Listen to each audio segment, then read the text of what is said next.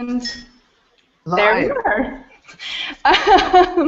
Hello, everyone. My name is Jen. I am here from Word Bookstores, and today we are having lunch, lunch in New York. I think it's dinner in London, with Nick Harkaway, author of the new novel Tigerman. Hi, Nick. Hello. There we go. It's not quite dinner time, although I have my iconic cup of tea. Just Excellent. Because it's 5 o'clock. Right. Tea time. Is that actually tea time? No. But I mean, it's good enough. Okay. I gave serious thought to having an enormous martini glass, and I just thought, no, that is inappropriate. I shall just have my cup of tea. All right, fair enough. So we're going to ask Nick some questions about writing in general, and especially about the new book. But first, he is going to read to us a little bit from Tigerman. So take it away, Nick. Okie dokie. I'm going to read you the only bit that doesn't give away any of the plot.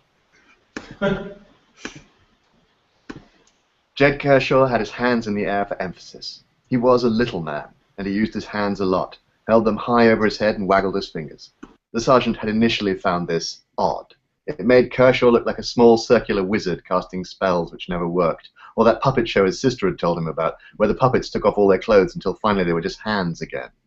But you got used to it, and the temptation to talk up into Kershaw's palm faded away until the American was just another bit of life on the island.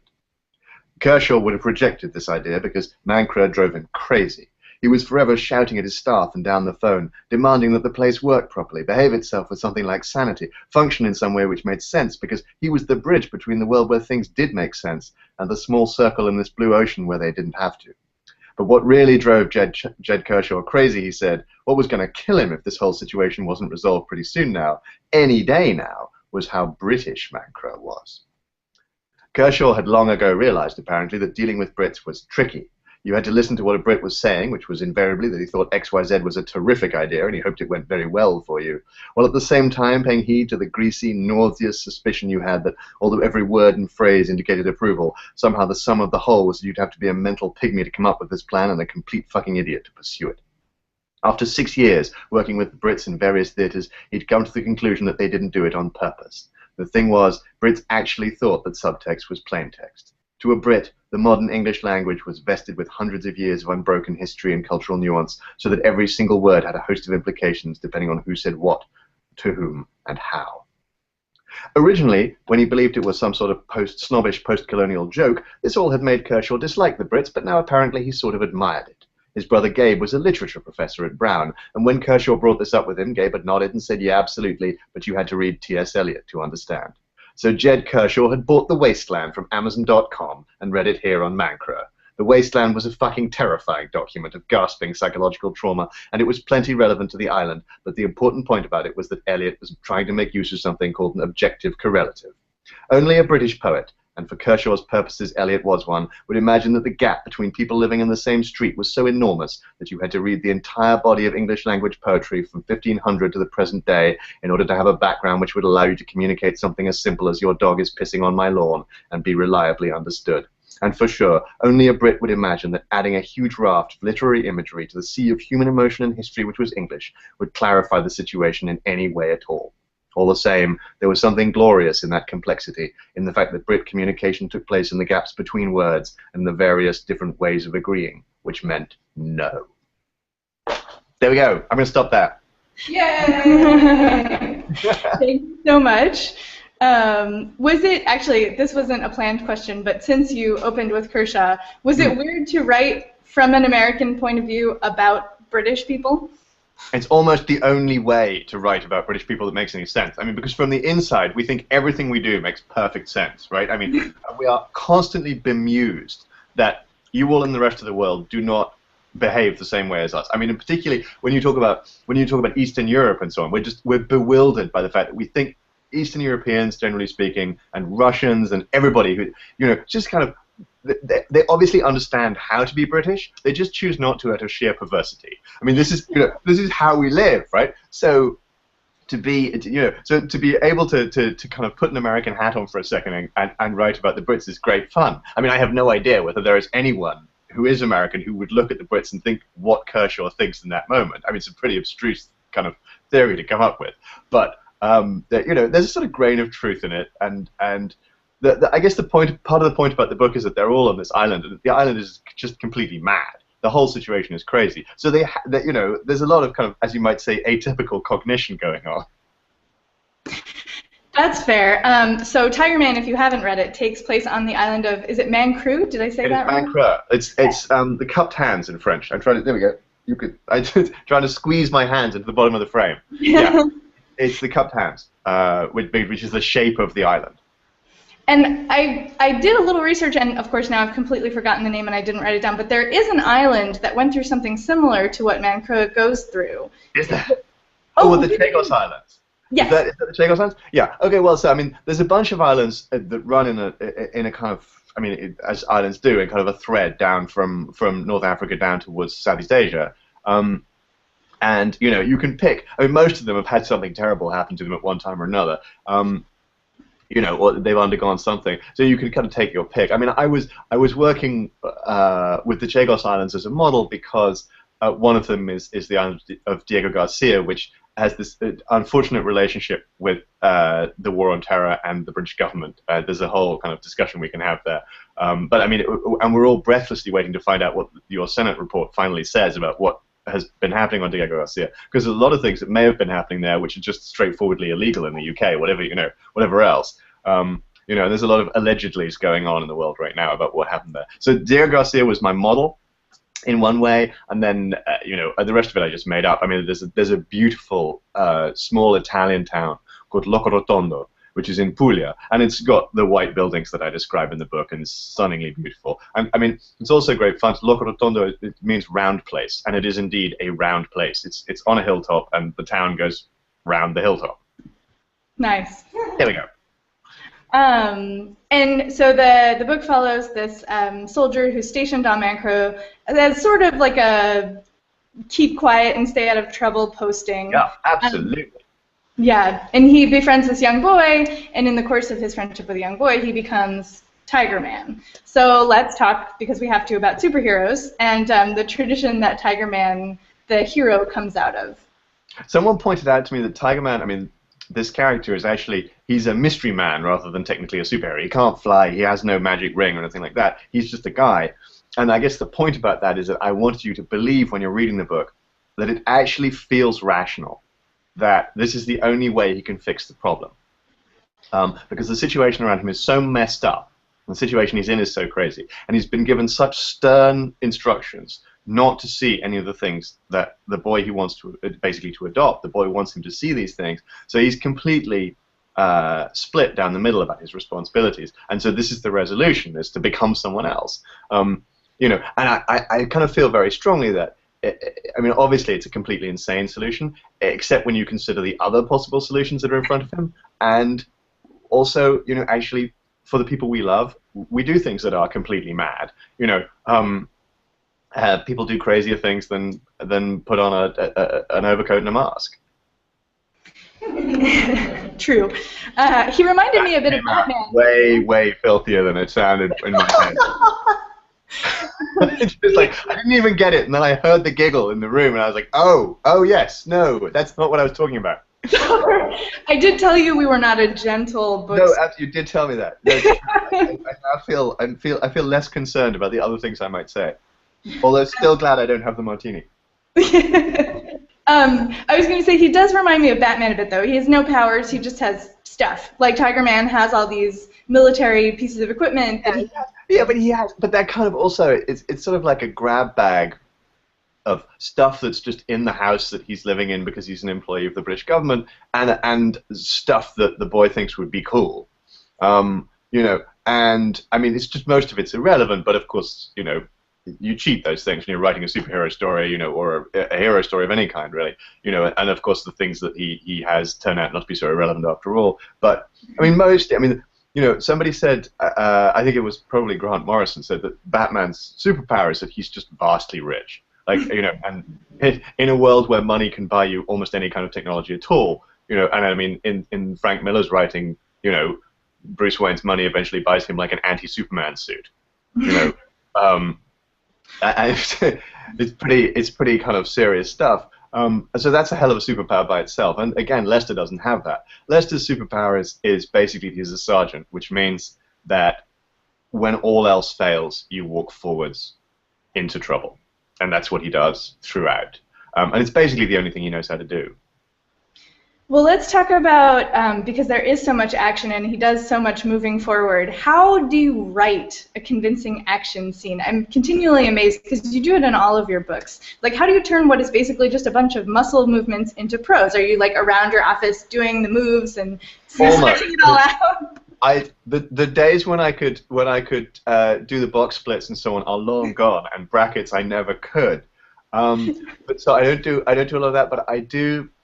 And I think them out, and I think it's a combination of having done. I mean, I did a lot of martial arts. I was terrible at all of it, but I did do it for a long time. And then also having been in the movie industry, and so I'm used to constructing, I guess, sequences of action in 3 dimensions as a thing, and thinking it through. How would you actually do this? And it's very interesting. Also, it's kind of more obvious in movies, but when you're doing an action scene. There's a limit to how much of it you can absorb. I think the trick with it is not to try to detail every blow, but to describe the important impressions that the character you're focused on is having. And if you can combine the sort of sense of the frantic and the bewilderment that goes with being in a real fight with a sense of kind of you're telling the reader what's going on, and then kind of give just little enough information that it feels smooth. It feels very compelling. But it is. I mean, I think them through very, very carefully, and it's a very specific thing that I get into with action sequences, because otherwise they can be very dull. I mean, he hit him there, he hit him back, he hit, and he was like, it's all over. You don't care anymore. The other thing about action sequences, which is the secret about action sequences, the thing that most people don't think of necessarily, is you have to earn them in the first place. And if you watch older action movies, they do this incredible build to the big fight scenes where they put more and more emotional investment riding on the back of this scene. Someone's done something terrible, and the hero has been prevented from coming back at them about it. And they've been tricked over and over again, so that the last time they fought they were drugged or they were whatever.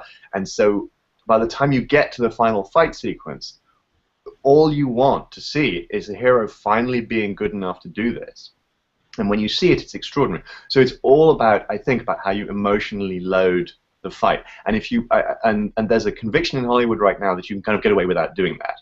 They've become weirdly lazy about it, because they think that if you just front load the movie with a bunch of kind of explosions and whatever, you get more eyes on the screen, and it's not true. You really have to earn your action pieces.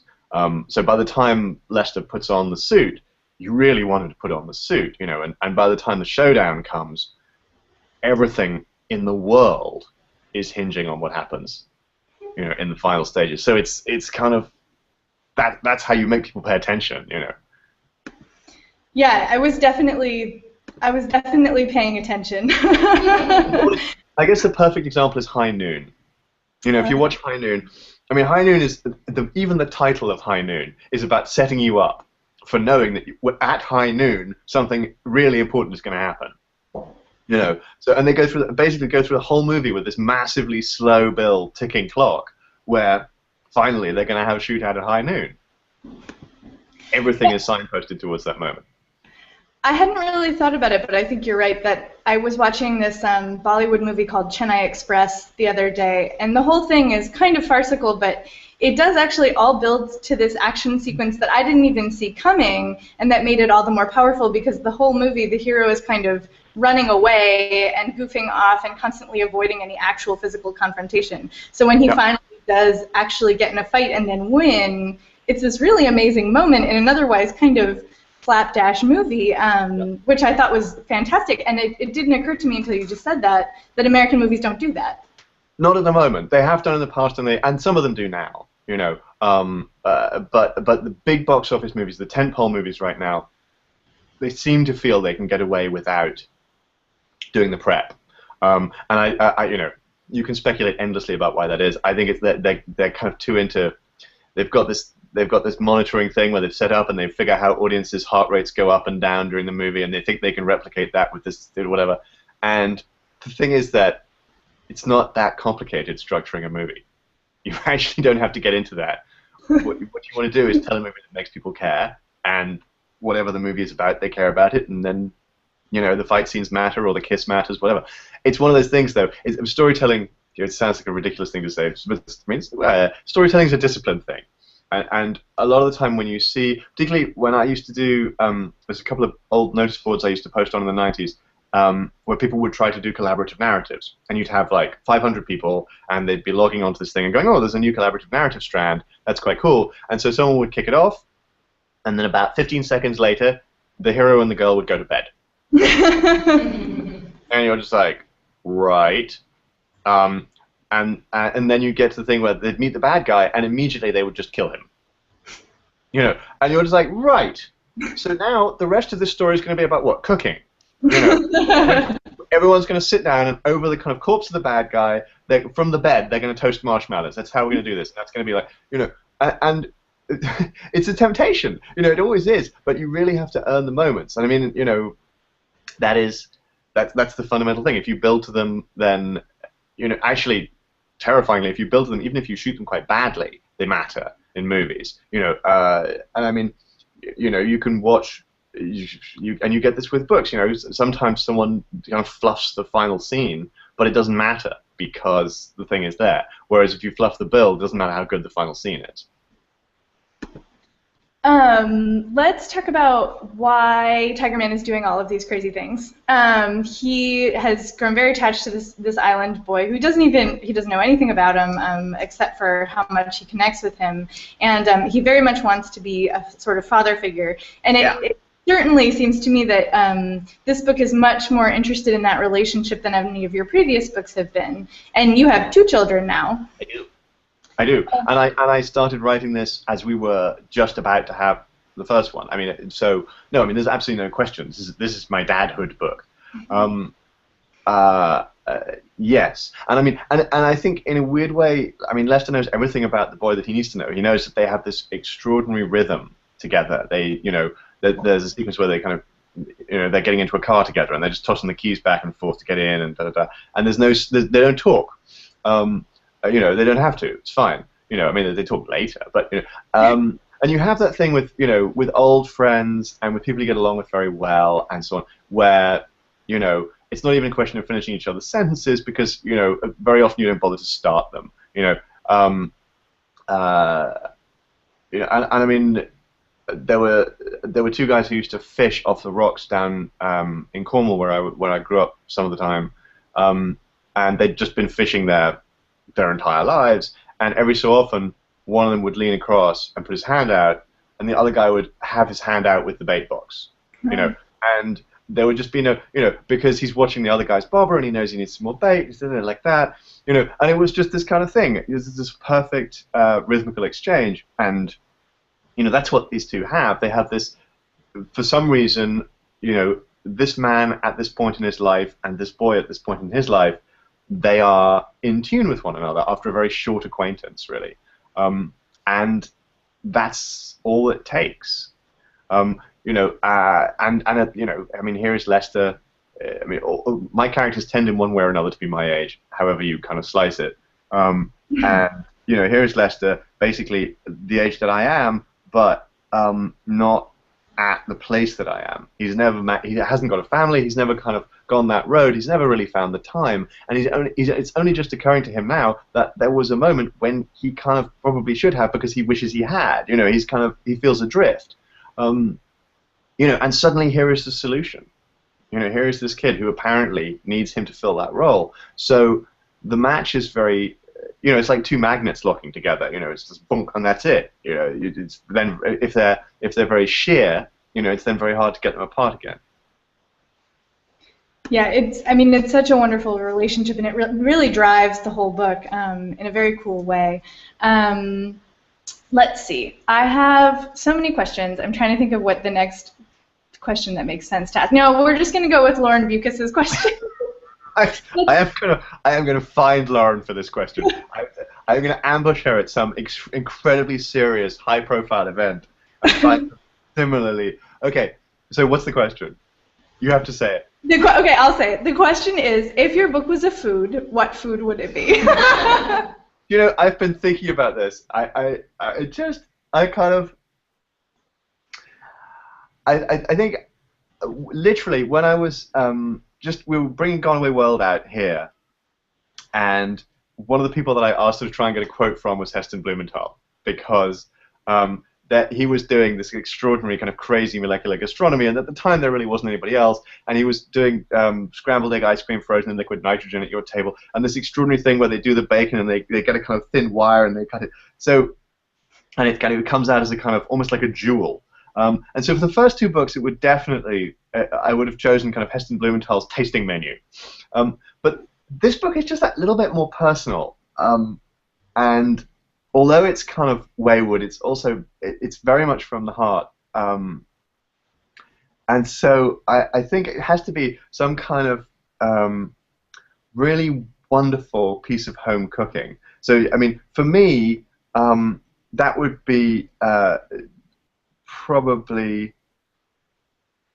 My wife and I have this thing where we do these kind of crazy meals from the Jamie Oliver cookbooks, which take 15 minutes, and one of them is this kind of Chinese chicken thing with a salad and so on, which is just incredibly quick, and it's on the griddle pan. But to me, it's incredibly delicious, and it's becoming my kind of new favorite thing. So I think it's that. Very nice. Actually, this leads me to a question I wanted to ask too. So Lauren's question was not just all fluff. You mentioned that the first two books, you know, have a much broader scope. They're all over the place in certain ways. They go weird directions. Yep. And this book is much tighter.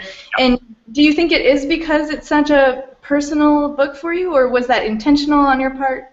I think it's a combination of things. I mean, I knew from very early on that I wanted this to be a much tighter book. I really almost, you know, because you have to go places you haven't been before, you know. Also because, I mean, as a matter of practicality, I was writing this book. What happened was, in January 2010, we were flying back from Thailand, and I started reading Cloud Atlas on the plane. And I was so pissed off with how good it was. I started writing a book. I was just like, because really, really good writing is both inspiring and totally infuriating. Because clearly, if anybody else can write that well, it is necessary to go track them down and bury them in an unmarked grave, right? I mean, because otherwise, you know, how will anybody appreciate how wonderful I am if there are more wonderful people out there? So clearly, that's what you do. David Mitchell has taken out a restraining order, you know. It's, and no, he hasn't, by the way.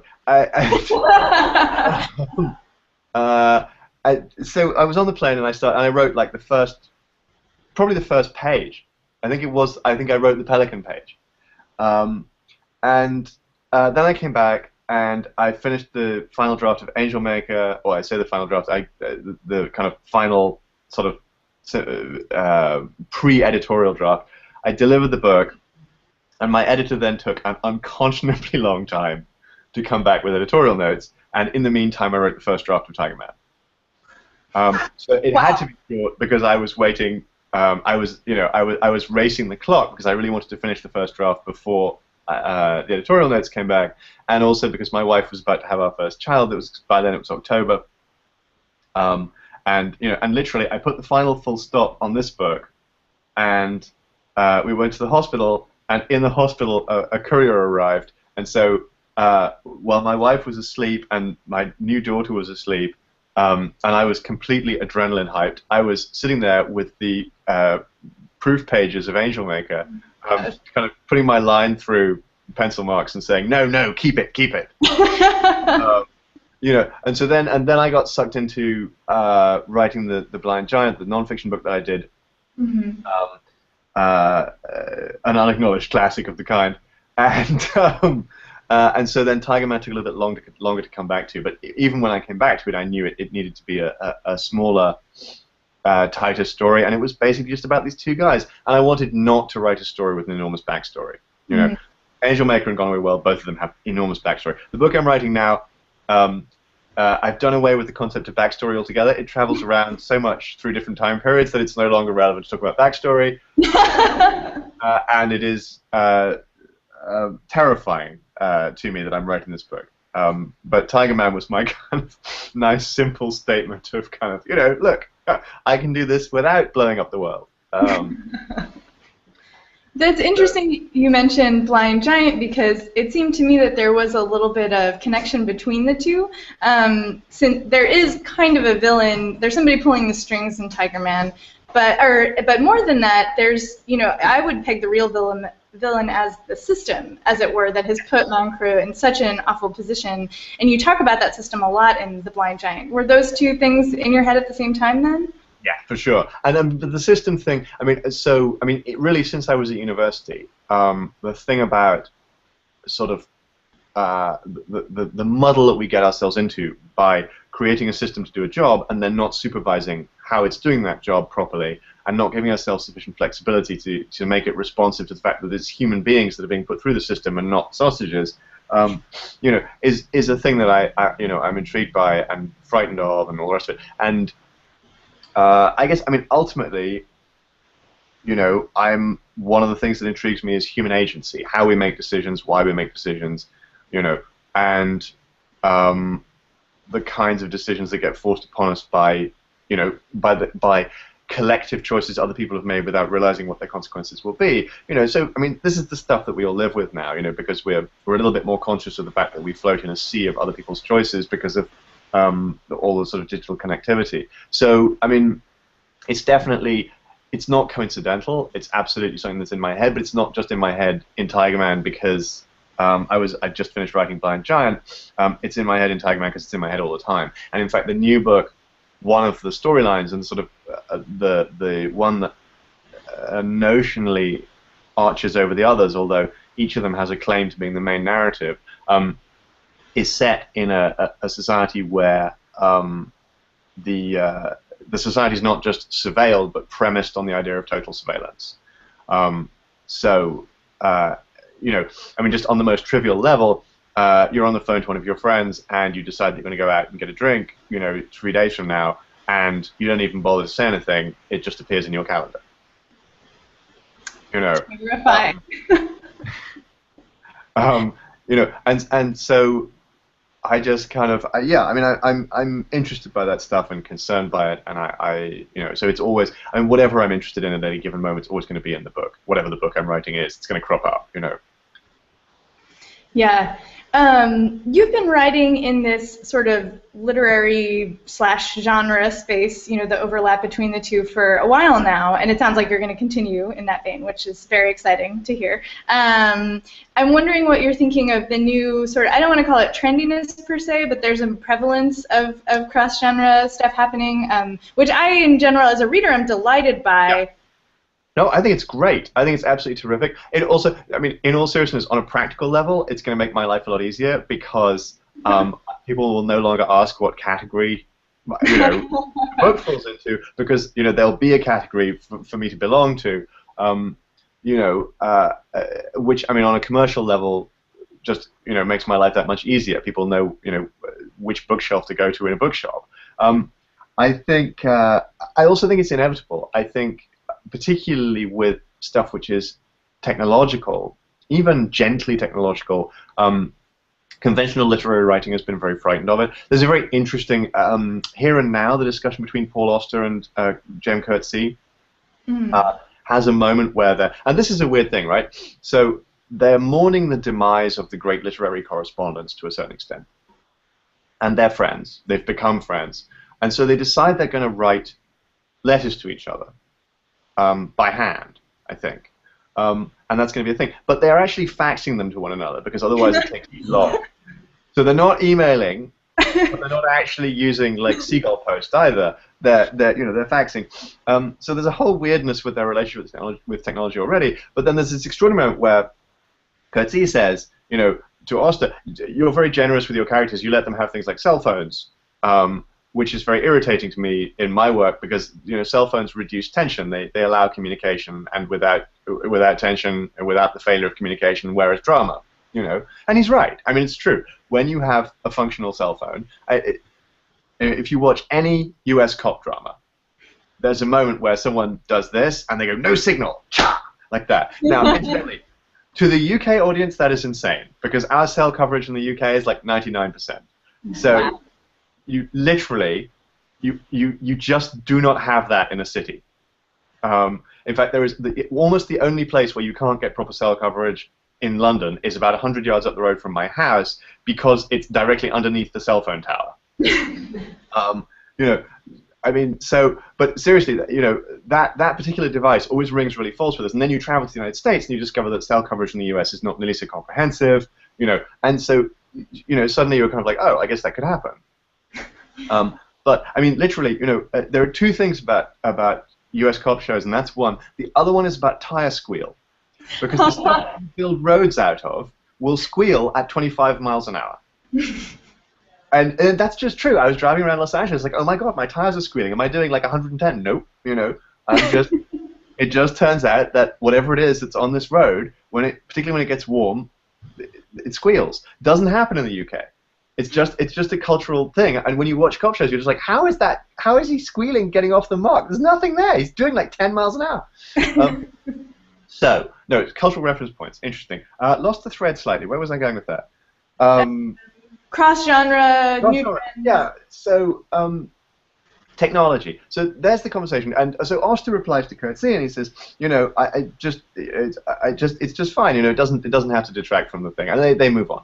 But I thought it was really revealing. I think a lot of writers are wary of allowing characters to interact with technology because either they think technology is inherently unliterary, which is definitely something that some critics and some readers feel they don't want to engage with that. They want their literary experience to be sort of almost purely about the soul, which I think is very weird, because we are created in the interaction between what's in here or in here and the outside world. And right now, you know, a lot of that mediation, and certainly our mediation of, you know, conversations like this one, are done by technology. You can't ignore what is the defining characteristic of the organization of the new physical world around us, you know, and say that has no effect on what's happening in your heart, in your head. You just can't. So when you refuse to do that stuff as a novelist, you're basically saying, okay, we're all traveling back in time to 1994, and we're going to have, you know, we're going to set all of our drama there with the present political situation, but with the technology that, you know, was available then. And I mean, you know, how is that not science fiction? You know, that's kind of, it's very weird. And there was the other thing about that is that there was when I was living in New York, there was an ad that was screening for the Discovery Channel not round the clock, but a lot of the time. And it was a black background, and it was black and white footage of a very old guy, and he's talking about his life. He says, I've got 182 great-grandchildren. Is it great? Might be great. Anyway, and he lists all the people in his family, like, you know, and he's got these, you know, 10 kids, and they've got, you know, whatever.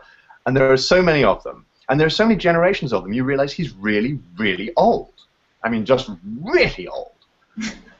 And then he says, while we're talking, there's someone I'd like you to meet, but you'll have to be very gentle. My mother's quite shy. Oh. And she's still around. And that's when you realize that, you know, it's an extra generation just makes it seem impossible, because she's obviously a generation older than he is. And underneath the caption was, when this happens, you'll want to know how. And then, you know, and the idea is you should watch the Discovery Channel. So now, we will want to know how when that stuff starts happening, whatever it is, you know, whether it's rats with networked brains or, you know, whatever. We'll want to know how. And if we haven't read about it, if the discussion hasn't been in the popular cultural debate, whatever, we will not know how, and more importantly, we won't know what to think about it when it does happen. You know, we won't have any frameworks to put it into an ethical construct, put it into a practical construct, social, political, whatever. We're just going to be like, huh. And that's going to be like, we're going to determine how we deal with some of the most important advances that are going to happen in our lifetimes with this face, like that, if we don't think about the stuff in advance. So literature has a job to do, and part of that job is to engage with the new technology which comes along, even though that technology threatens how we do literature from time to time. Got to get into it. That actually leads really nicely into one of the questions somebody asked via Tumblr. It was, how do you react when bits and pieces from your fictional worlds happen in the real world? For example, when you see an armored car from Gone Away World or an entrance to an alley that would fit descriptions from Angel Maker. And that question was from Dahlia with no H. I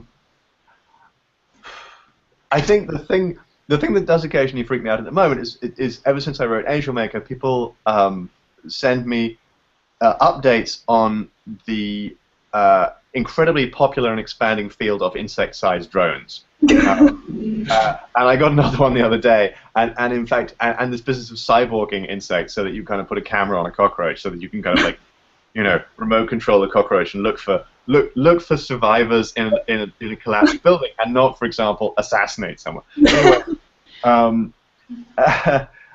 and that stuff does. I mean, that gives me the heebie-jeebies a little bit. Although it also fascinates me.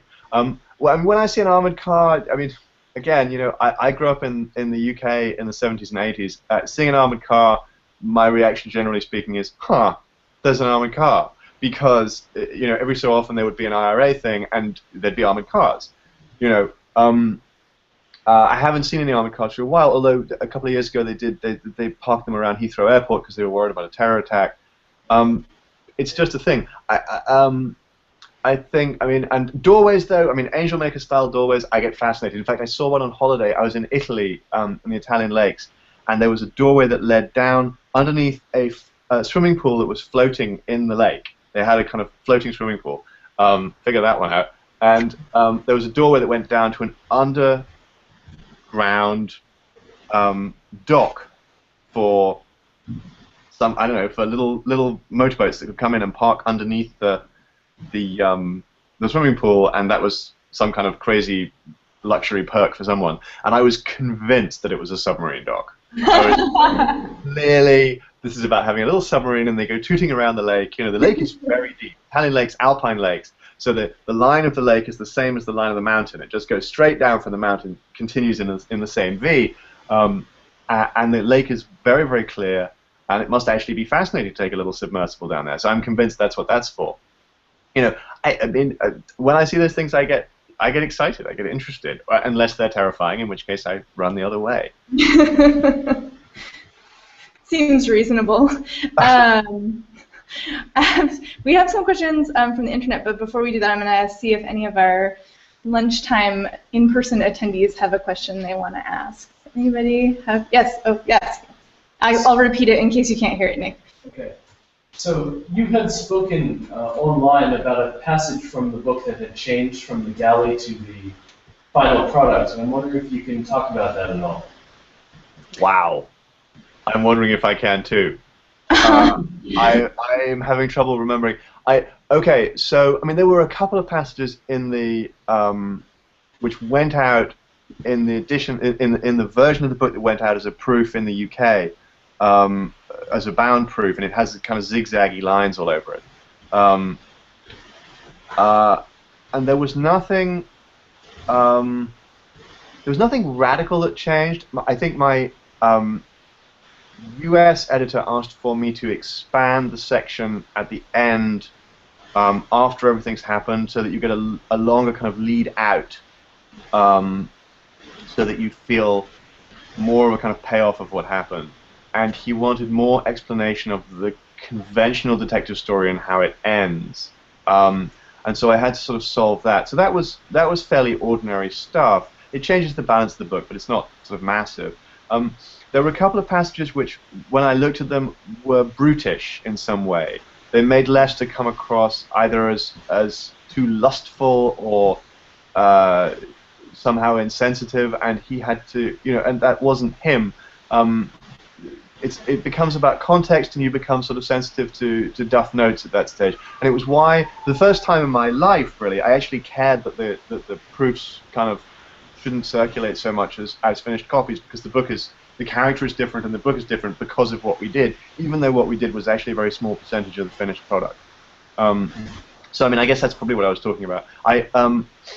Authors in general, and certainly we talk about stuff like this and with great fire and with great freedom, and then broadly speaking, about 2 hours later, we've forgotten what we were talking about. And I mean, and it's worth saying because I wrote a piece about this, which I was going to publish, but then the guy who's going to publish it decided not to. So for the release of this book, I was asked to write, I think, 8 separate 800 to 1,000 word pieces, each of which should give the true origin of the book, and none of which should be the same as the others. If you think about that for a second, you will realize that it presents me with a quandary, because there are now 8 origin stories for this book, all of which on some level are true, but all of which are different from one another, floating around. And so when people ask me now about the origin of the book, I have to try and work out which of them they've already read, so as to avoid contradicting, the kind of the version of events that I've told. They're all true in a sense, and I'm not really sure which of them is more true than the others. Least of all now that I've written them all, but also even before I started. Authors do a lot of stuff like this, where we're trying to present an exciting version of an obscure process with a kind of properly beginning, middle, and an end, so that you can sort of say, and that's when I started writing the book, haha, and everyone goes, gosh, that's how it works. But it kind of doesn't. You could, sometimes you're sort of staring at your toe in the bath, and you think, my toe looks a bit like a rhinoceros. I wonder if I should tell a story about a rhinoceros. And that's how you start your rhinoceros book. Are you writing a rhinoceros book? No, but now that I say that, I quite like the idea of a rhinoceros book. And I'm still feeling slightly aggravated because I cut 22,000 words of a baby elephant out of Angel Maker. Angel Maker began originally with a man and an elephant falling out of the sky over London. Together. And the book was not narrated, but bookended by the narration of the elephant. And the elephant actually survived this eventuality. But in order to make that happen, I basically screwed up the plot of the rest of the book, and we realized the elephant was a relatively minor character. He's still there, but he no longer gets any lines. And so there's 22,000 words of like goofy elephant stuff that relates to Angel Maker, which so maybe I should write the elephant novel instead of the rhinoceros. And there we go. See, this is exactly what happens, right? You have that conversation, and then in 2 years' time, when I've written the elephant novel, I'm going to be saying, well, I was at London Zoo. I had this great moment of profound connection with the pachyderm. And that I was carrying its soul, and that's going to be my story. And in fact, it's going to be this hangout. Well, and this will be archived on YouTube, so we can prove you wrong. Yeah, so you can exactly. But the thing is, when you point it out to me, I'm going to say, yeah, but I was covering up because I'd already had the elephant moment. It's an English thing. We take very serious things and we make fun of them because that's how we do, because we're not emotional. And when I say that, even though I've said that now, you're still not going to know whether it's true. Do we have another question in the room? No? Oh, yeah, go ahead. Sure. Does this book take place in the same world as Gone Away World and Angel Maker? Ooh. No. This book is very much, no, very much not. This book is in a world which is arguably the most real. It's, well, unarguably probably the most real. The laws of physics as we know them do not get bent in this book. The laws of biology maybe a little bit. Angel Maker and Gone Away World take place in the same time frame because, again, my characters tend to be, so far, they tended to be my age.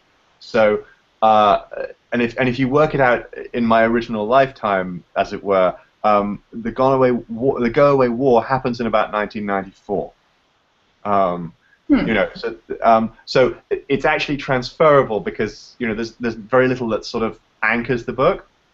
But there are things like the particular car that he plays with as a child, is dateable to a particular year. There's stuff like that. So and so that means then obviously that the events in Angel Maker take place after the Go Away War would have happened.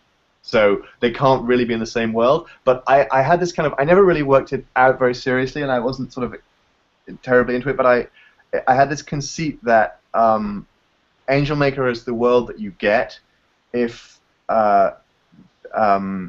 the prince character. Now I've forgotten the name of my own character. That's extremely irritating. The guy who runs Adikatir, the Pirate King. Anyway, if he gets killed as a kid, which is he narrowly avoids in Gone Away World, you get Angel Maker, where you get a kind of evil reflection of him, kind of running that part of the world. So but Tigerman is just this book that is by itself. It takes place, I think, in 12 days on this island. I made up the island, but it's not implausible there could be an island there, and it's very much a kind of it's partly an accounting. I mean, politically, it's an accounting of our sins in the region. The UK is responsible for many of the really terrible things that are happening down there right now, not just historically, but also more recently. So it's a little bit more serious and grown up. And as I say, it's about being a dad, which I mean, Angel Maker to a certain extent is about being a son, and Gone Away World is about being a friend. So you can build a progression, I guess. Sooner or later, I'm going to have to start doing. I do have a book in my mind just about being a mother. There's all kinds of things kind of kicking around, but we'll see where I go from here. All right, let's take one from Twitter. Given that Tigerman is rich in heroes, what frightens you? Given that Tigerman is what in heroes? Rich in heroes. Huh. What do you need a hero for? Oh. I guess. I guess like everybody else, there are days when I need a hero for getting up in the morning. I need someone to make a sandwich before I can leave the bed. I mean, what seriously frightens me? I mean, at the moment, I am just kind of mildly horrified by the idea that we're about to go back into the nuclear arms race. I grew up with that. I really don't think we need to do it again. I would be really grateful if someone would just say, this is nuts. I was having a conversation with a friend of mine the other day, and we both admitted that we have a deep and profound horror of what he calls 2-inch wide, 2-mile deep risk. Really unlikely, but really, really high consequence risks. I found out a little while ago that you are more likely to be killed by having a vending machine fall on you than you are to be in a shark attack, and that just makes me really wary of vending machines. I watch them now out of the corner of my eye. If I'm in a room with a vending machine, I just keep an eye on it. No, I mean, I think that's actually, I mean, since we're talking about superheroes for a second, superheroes are there for the 2-inch wide, 2-mile deep risk. You have superheroes for the moment when the bus goes off the edge of the cliff. That's what they are. And they rather irritatingly and occasionally, I think, rather pusillanimously don't get involved in like corporate malfeasance. And you actually you guys, in your downtime, while you are not saving the world from Martians or whatever, you could just take some time to make sure that nobody is inventing the subprime loan. That would be fine. We would also consider that heroic. But they don't do that for some reason. So. All right. Any other room questions? Yes.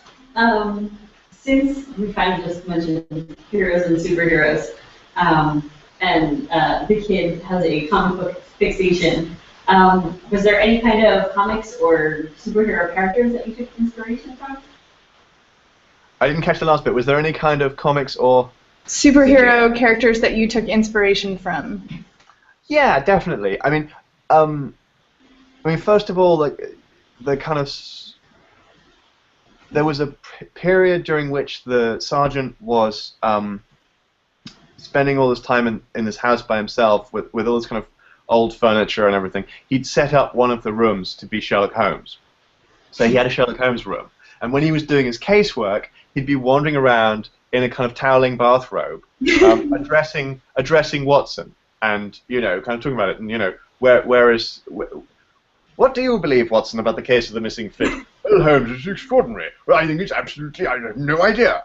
You astound me, and all that stuff. And it was kind of too hokey, so I took it out. But so there was a whole Sherlock Holmes thing going on, and and he's a superhero in a whole kind of in a whole way of his own. Obviously, there was a Batman thing happening. Because for me, Batman is the archetypal shape. You have Batman and Superman, and then like there's everyone else in superhero world. And there's some stuff about them in the book and what they kind of mean. There's a really amazing book by a guy called Robert Warshaw, who was writing cultural criticism in the US in the 50s. And Warshaw writes fantastically about the gangster, about the Westerner. And really, I was kind of patterning the way that I think about comics on the way he talks about Frank Capra movies and whatever. And it's a really interesting read. The book is called The Immediate Experience. And Warshaw is, I think, fascinating.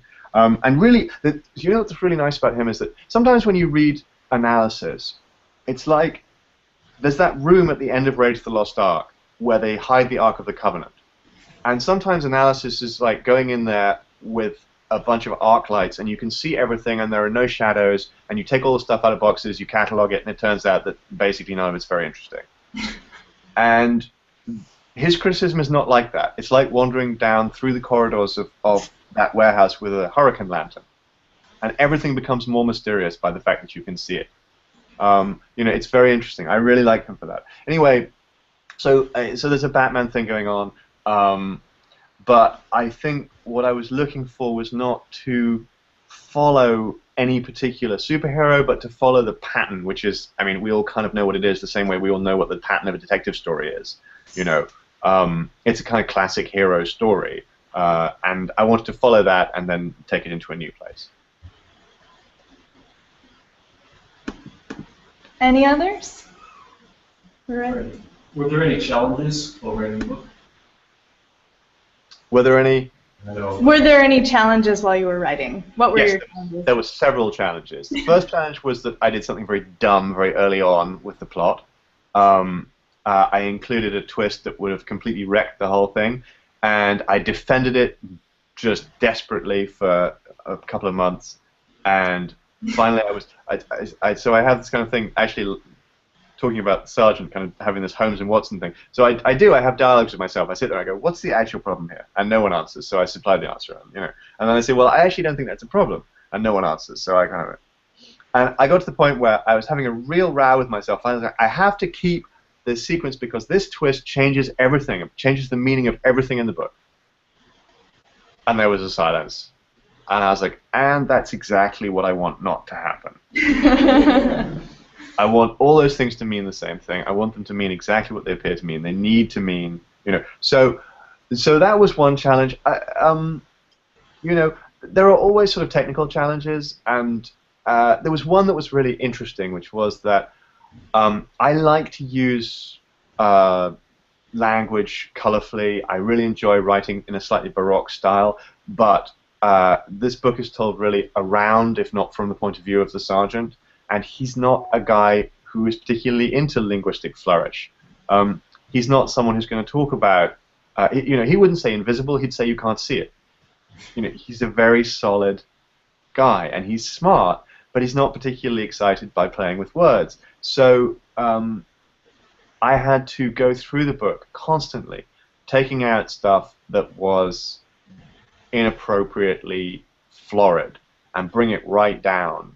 And I left myself with a couple of places. The bit that I read earlier, you know, it's one of the few places where I was kind of playing around, and I was prepared to cut it because it isn't really, it's neither directly necessary to the plot, nor is it entirely consonant with the character. Just for a second, we have to switch over to hearing Jed Kershaw talk, because Kershaw would do all that stuff, but Lester wouldn't.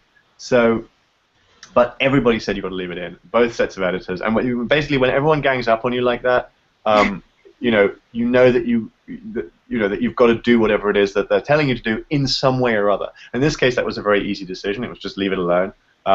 In other cases where you get kind of everyone gives you the same piece of feedback, sometimes it means what it appears to mean. More often, it actually means something slightly different. Like they want you to fix page 300. That means page 30 really needs attention.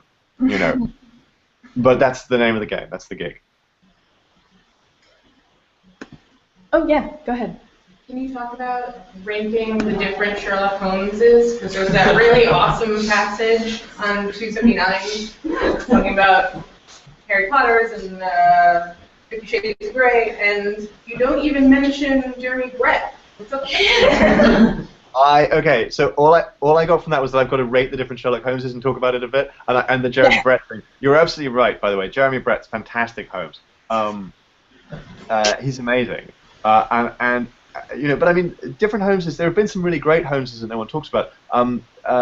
Michael Caine and Ben Kingsley were great as Holmes and Watson. In a completely spoofy movie that actually worked out really well. I really rate the Robert Downey Jr. Sherlock Holmes. The first one had a slightly hinky plot for me, but I really enjoy the relationship between them. I think Downey Jr. is great as Sherlock Holmes. I'm actually enjoying Elementary right now as well. Yes. I'm having great fun with that. Although, as I may have mentioned, it is not agency; it is service. Nobody refers to the British Intelligence Service as the agency, and it's a really interesting point, because if you think about those two words, you have two very different functions. Something is an agency if it takes decisions, if it is reaching out into the world. Something is a service if it does what it's told. And arguably, the CIA does not always do what it's told. I mean, and the British Intelligence Service, whatever, absolutely does do what it's told. Now, sometimes it's told to do very bad things, but no. So I'm really, I'm very fond of the different variations of Sherlock Holmes. I also think that Benedict Cumberbatch is great, but I'm not as keen on the way those stories are being told. And in fact, I had a rant after the Hounds of Baskerville episode. You've got to have a bloody dog. You can't do this thing where you pitch high kind of adventure and whatever, and then you don't deliver on the dog. That's and it's really interesting because it's actually a vice in TV and film and occasionally in books. People bid a given thing, and then they think it's clever to take that away from you.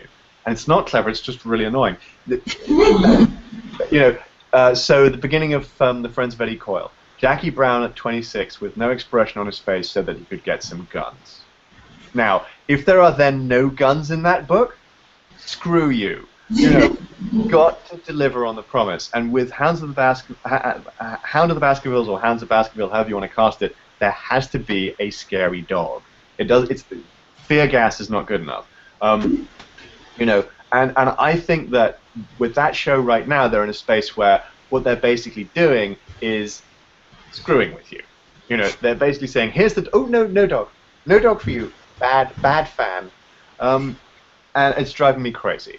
I hope that what they're going to do now is actually just to spite me. They'll do a season of 3 episodes where they just deliver bang on the money every time, and I'm going to love it, and I'm going to feel dumb for having complained.